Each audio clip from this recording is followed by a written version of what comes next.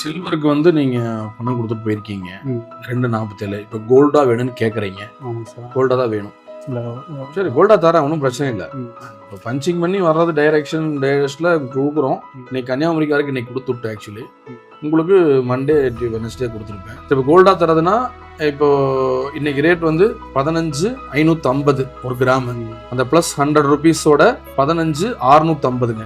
சரிங்களா? Inclusive GST உட்பட நீங்க 247 கொடுத்துருக்கீங்க ஏற்கனவே. 15 கிராம் 700 மில்லி வரும் அப்படின்னு நம்ம கொடுக்க முடியாது. உங்களுக்கு 2 பவுன் காயின் கொடுத்துறேன். 1 பவுன் காயின்ல 2 கொடுத்துறேன். 8 கிராம் 2 கொடுத்துறேன். இல்லை எப்படி வேணும்? 2 கிராம்ல வேணுமா?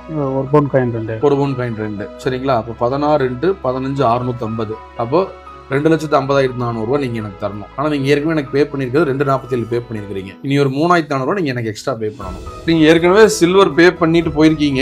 அதனால அதுக்கு 1 வீக் ஆச்சு. அது டெலிவரி தர டைம். இப்போ நீங்க கோல்டா கன்வெர்ட் பண்றீங்க. இருந்தாலும் பரவாயில்ல, இப்போ 2 பவுனுக்கு நான் இப்போ 1 பவுன் காயின் தந்துடுறேன். மீதி 1 பவுன் வந்து ஒரு டியூரேஷன் டைம் சொல்றேன். ஒரு 4 நாள் 5 நாள் ஆகும். சரிங்களா? இப்போ இந்த வெள்ளி உங்களுக்காக தான் நாங்க மேக் பண்ணோம். இதை நாங்க வேற ஆளுக்கு விற்கணும். இது ரெடி ஆயிடுச்சு. சரிங்களா? இப்போ 1 பவுன் காயின் ஒன்று வாங்கிக்கோங்க. சரிங்களா?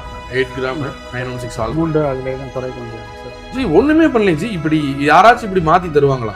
நீங்க வெள்ளிக்கு தான் பணம் கொடுத்தீங்க. நீங்க அன்னைக்கு காயின் வாங்கிட்டு போயிட்டு காயின் ஆர்டர் கொடுத்துட்டீங்க. நான் இல்ல, இருந்தாலும் நீங்க வந்தோடனே காயின் ஆர்டர் கரெக்டா உங்களுக்கு பிளேஸ் பண்ணி கொடுத்தாங்க. நீங்க பிளேஸ் பண்ண ஆர்டர் கரெக்டா உங்களுக்கு டெலிவரி கொடுத்தாங்க. நான் இருக்கணுங்கிறதுல இல்ல, கரெக்டா உங்களுக்கு டெலிவரி கொடுத்தாங்க. வெள்ளிக்கு தான் டிலே ஆச்சு.